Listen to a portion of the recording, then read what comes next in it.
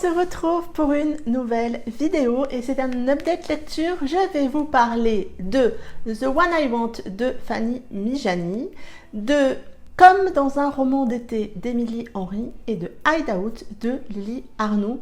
On commence tout de suite. On commence par The One I Want de Fanny Mijani aux collections EH. On va faire la connaissance de Joram qui fuit son pays, la Syrie, avec sa petite sœur de 7 ans. Ils ont tous les deux perdu leurs parents et on va donc suivre un petit peu leur périple pour rejoindre la France. Là, il va atterrir dans un camp de réfugiés où Louise travaille. Et Louise, malgré sa timidité et sa singularité, va lui proposer de l'aider. Ce livre est profondément humain. On va suivre ici la vie des réfugiés, ce qu'ils vivent quand ils arrivent en France, comment ça se passe pour eux. Et je trouve que l'autrice a su nous amener une histoire pleine de sensibilité, pleine de vérité, pleine d'émotions, sans trop en faire, sans que ça soit trop... Vous voyez, ça aurait pu être un petit peu trop too much, mais pas du tout. Je trouve que c'est justement dosé. Chacun garde son intégrité dans cette histoire. Chacun garde sa personnalité et ses valeurs. Et la rencontre de ces deux êtres, Joram et Louise, va faire une relation pleine de pudeur, une relation avec de l'émotion, avec de la sensibilité. Et je trouve que l'un et l'autre apportent chacun quelque chose à leur histoire. Joram est je dirais que c'est un personnage extrêmement attachant. Il a de fortes valeurs qu'il ne va jamais lâcher, qu'il défend même. Et ça amène un personnage très intègre. Et puis à côté de lui, il y a sa petite sœur Aya qui amène beaucoup de luminosité, je trouve, à l'histoire, beaucoup de fraîcheur et de spontanéité. Et puis en face, on a Louise que j'ai trouvé un peu... elle est écorchée vive, Louise, elle a un passé compliqué et sa seule protection pour ne pas être submergée par tout ce qu'elle vit et par tout ce qu'elle ressent, c'est de s'isoler un petit peu d'être vindicative quand elle réagit un peu face aux autres. Elle ne veut aucun attachement, Louise, mais rapidement, face à Joram et sa petite sœur Aya, vraiment le duo est important. Elle va, je pense, je dirais qu'elle va ouvrir sa coquille doucement et...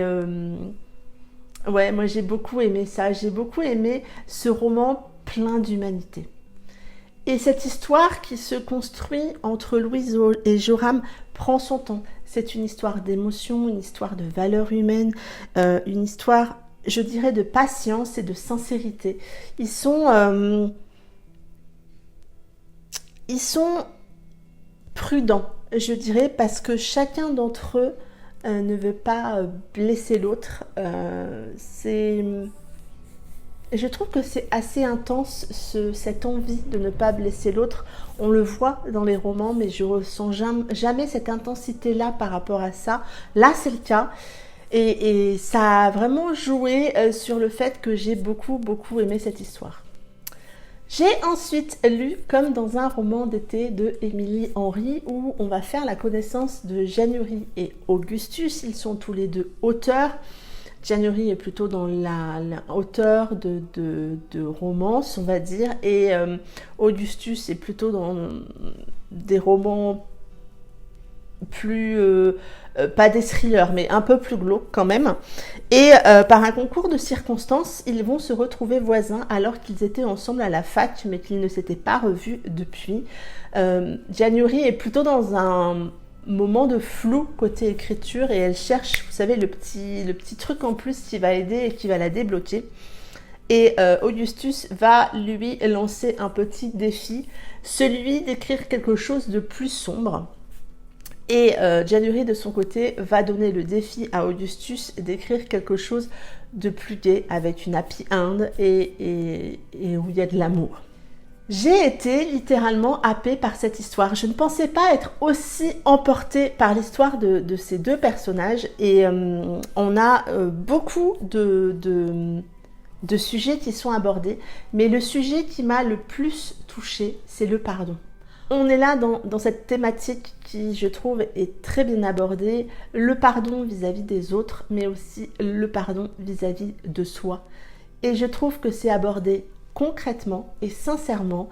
Et ça a amené ce plus pour moi qui a fait que j'ai eu envie de continuer cette histoire. Les deux personnages sont très attachants. On a une romance qui prend énormément son temps. Pour le coup, on est dans une vraie slow burn romance et moi j'ai vraiment beaucoup aimé ça. Ça a amené de l'intensité dans leurs échanges, ça a amené de la véracité à leurs échanges, à leurs émotions. Et cet ensemble a fait que j'ai été doucement mais sûrement embarquée dans ce roman, et ça a été une jolie surprise. Je ne m'attendais pas à aimer autant.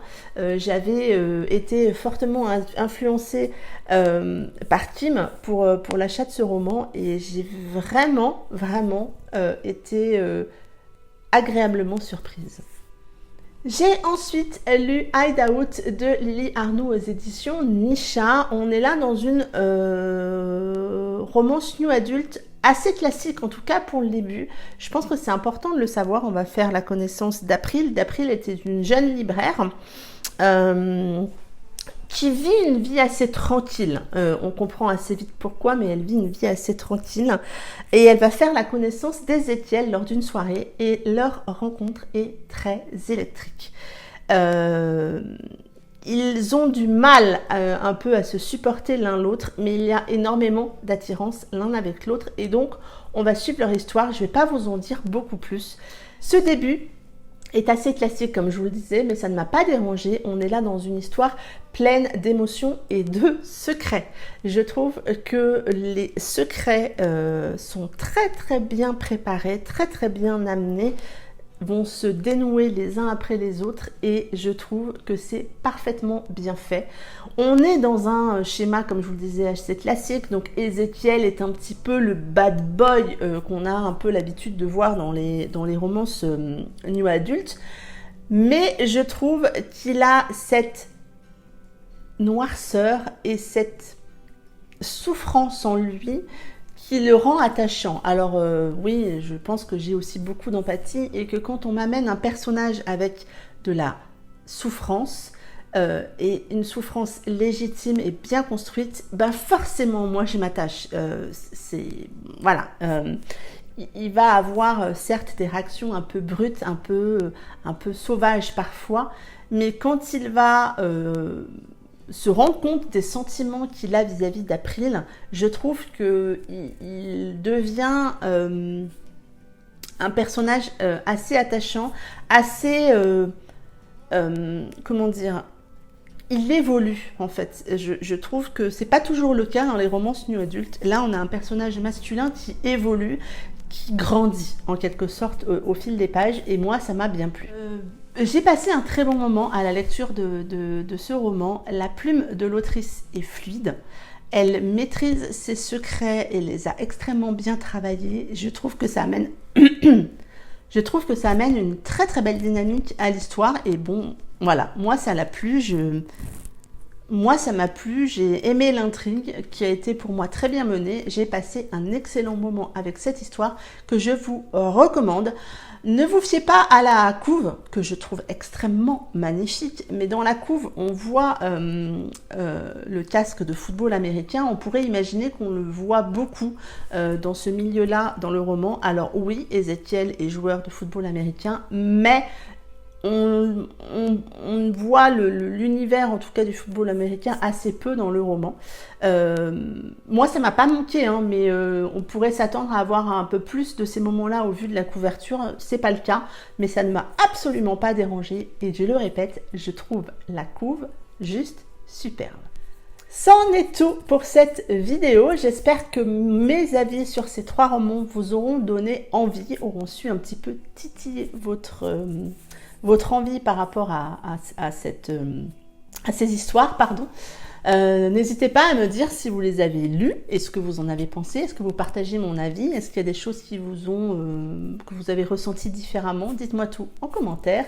Je me ferai un plaisir de vous répondre. Et en attendant, je vous souhaite de très très belles lectures. Prenez soin de vous et je vous dis à très bientôt pour une prochaine vidéo. Bye bye!